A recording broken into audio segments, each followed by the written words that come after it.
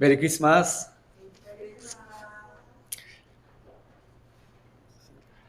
제가 저희 식당에서 일하는 직원들하고 같이 쓰는 단체방이 있는데, 단체 카톡방이 있는데요. 거기서 메리 크리스마스를 제가 했더니 직원분들이 다 하나같이 크리스마스니까 선물 주세요 그러는 겁니다. 그래서 제가 이렇게 얘기했습니다. 메리 크리스마스의 뜻이 뭔지 아냐고, 여러분들. 그러니까 아무도 모르는 거예요. 그래서 설명해 줬습니다. 즐거운이라는 뜻의 메리와 그리스도라는 뜻의 크라이스트, 그리고 예배라는 뜻의 마스가 합쳐진 것이 바로 메리 크리스마스입니다. 그러면서 크리스마스는 선물을 주고받는 날이 아니라 예수님의 태어나심을 우리가 기뻐하며 예배해야 된다라고 이야기를 해줬거든요. 그러니까 갑자기 그 대화방이 싸늘해졌습니다. 그러면서 그러면 저희들도 교회 가야겠네요 라는 이야기를 하더라고요. 우리 다시 한번 기쁨으로 인사해 볼까요? 메리 크리스마스.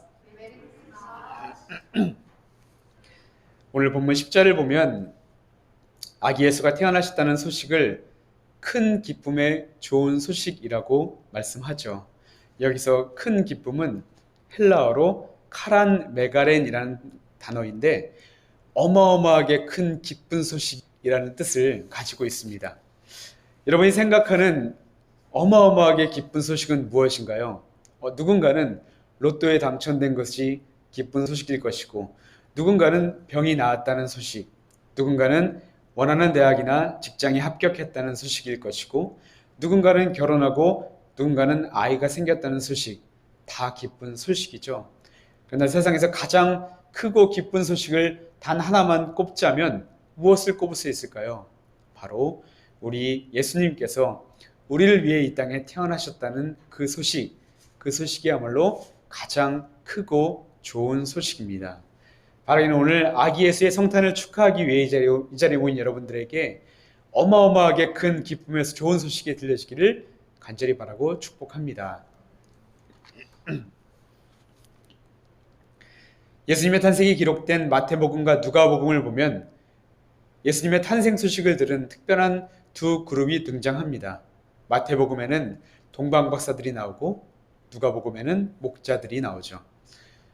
성경이 성탄기사에 이 두 그룹을 등장시키는 것은 우리에게 어떠한 메시지를 전해주고 싶으셔서 아마 등장시키는 게 아닌가 생각을 합니다. 먼저 목자는 당시 가장 천한 직업 중에 하나입니다. 유대인임에도 불구하고 생계를 위해서는 어쩔 수 없이 안식일에도 쉴 수 없었던 목자들은 당시 종교적으로도 죄인 취급을 받았던 그런 사람들이었습니다. 또 짐승들과 함께 생활하다 보니까 옷에는 땀 냄새와 짐승 냄새가 뒤엉켜서 사람들은 목자들의 곁에 가는 것조차도 꺼려할 정도였습니다. 본문 8절을 보면 목자들이 밤에 자기 양떼를 지키더니 라는 이야기가 나오잖아요.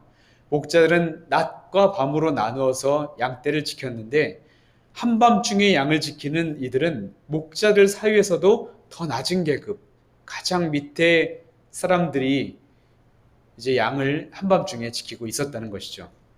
그런데 여러분, 아기 예수님이 태어나셨다는 이 기쁨의 좋은 소식이 누구에게 가장 먼저 들려졌습니까? 바로 밤에 양떼를 지키던 가장 낮은 목자들이었습니다.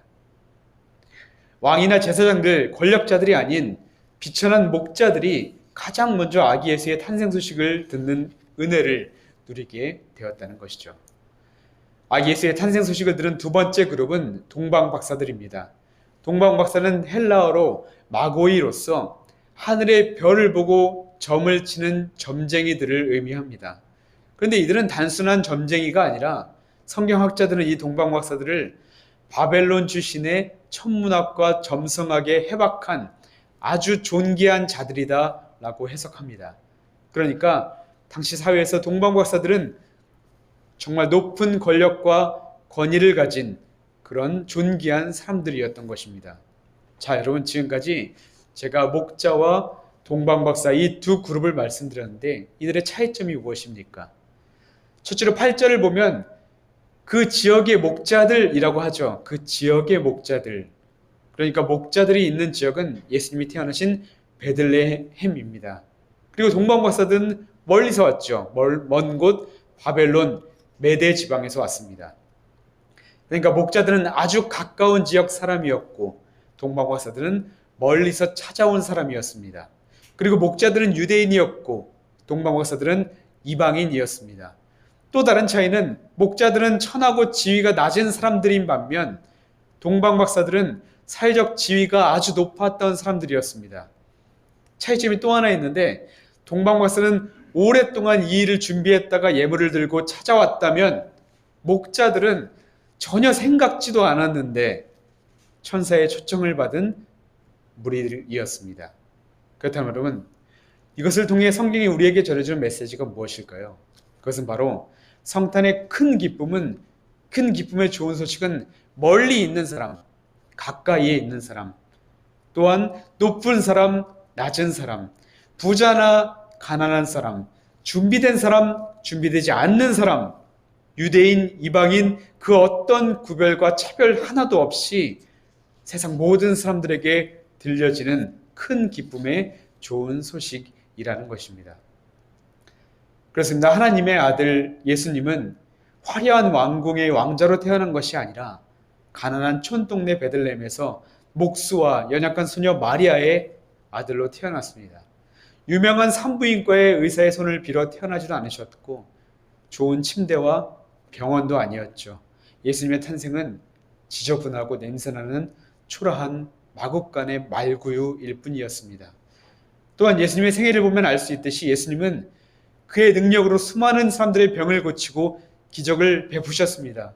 근데 놀라운 것은 무엇인지 아십니까? 예수님은 단 한 번도 자신을 위해서는 기적을 베풀지 않으셨다는 것입니다. 광야에서 사탄에게 시험을 받으실 때 예수님은 돌을 떡으로 만들어 먹지 않으셨고 천사들을 부르지도 않으셨습니다. 예수님은 그저 몸소 겪으시고 오직 말씀으로만 그것을 이겨내실 뿐이었습니다. 사랑하는 제자들에게 배신당했을 때도 예수님은 그들을 정죄하지 않으시고 그저 묵묵히 기다리실 뿐이었습니다. 마지막 십자가에 달리실 때에도 피하지 않으셨고 그저 십자가에 내어 맡기실 뿐이었습니다. 왜죠? 왜 그러셨을까요? 그 이유가 무엇이었을까요? 피하고자 하셨다면 다 피하실 능력이 있으셨잖아요.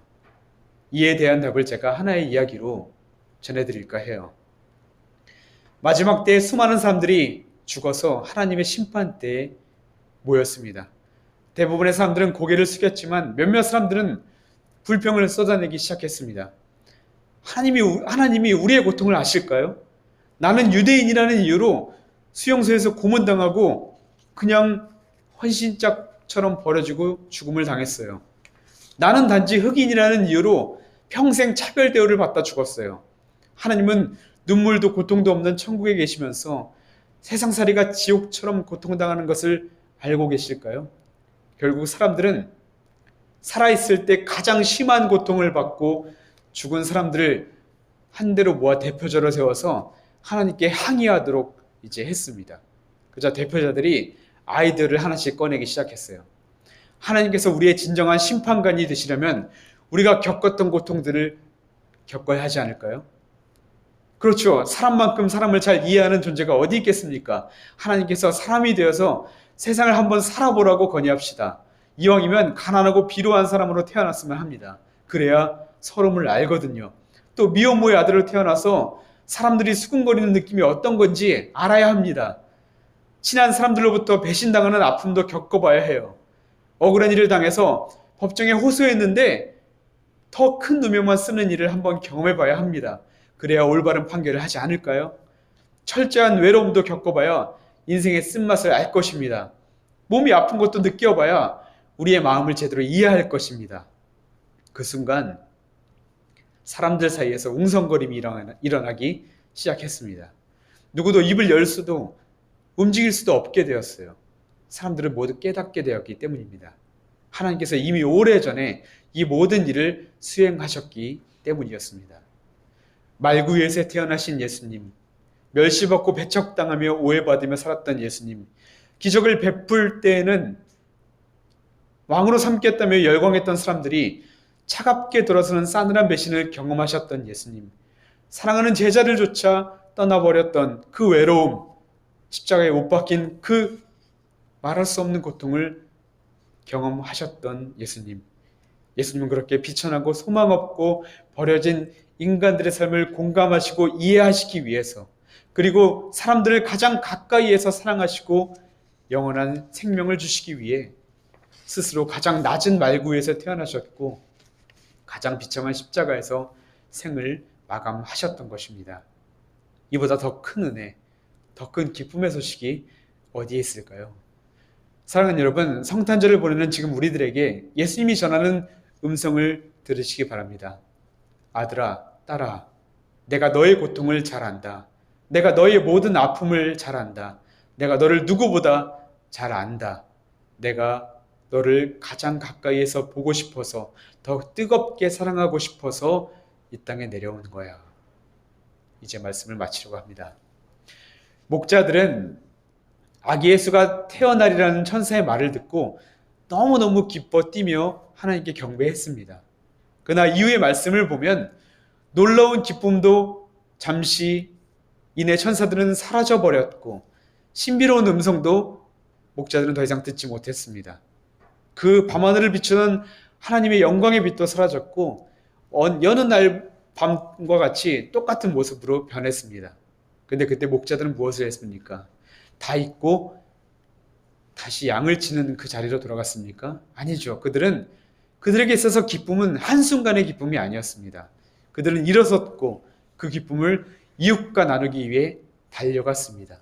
17절을 보면 목자들은 마리아와 요셉에게 천사가 자기들에게 이 아기에 대하여 말한 것을 전했다고 이야기하죠. 목자들은 성경의 첫 복음 전도자가 되는 은혜를 누리게 되었습니다. 여러분, 우리도 마찬가지입니다. 이제 성탄절이 지나면 거리를 가득 채우던 성탄의 화려한 불빛도, 트리도, 캐롤도 언제 그랬냐는 듯이 하나둘씩 사라져버릴 것입니다. 사람들은 성탄절을 금세 다 잊어버리고 또다시 2022년도의 성탄절을 기다리게 될 것입니다. 그러나 여러분, 이 자리에 우리들은 목자들과 같이 성탄의 기쁨이 단지 일시적, 이례적이지 않았으면 좋겠습니다. 우리의 매일의 삶에서 우리를 위해 스스로 가장 낮은 곳에서 태어나신 아기 예수를 늘 기억하며 온 삶으로 우리를 사랑하신 주님께 감사하며 또한 이 기쁨, 또한 내가 받은 이 사랑을 우리만 안고 마는 것이 아니라 세상에 비천하고 고통 중에 있고 소망 없고 사랑이 필요하고 큰 기쁨의 좋은 소식을 들어야만 하는 사람들에게 당당히 나아가서 전하는 이 시대의 하늘나라의 주인공으로 살아가는 저와 여러분 되시기를 주님의 이름으로 축복합니다. 아멘. 기도하시겠습니다.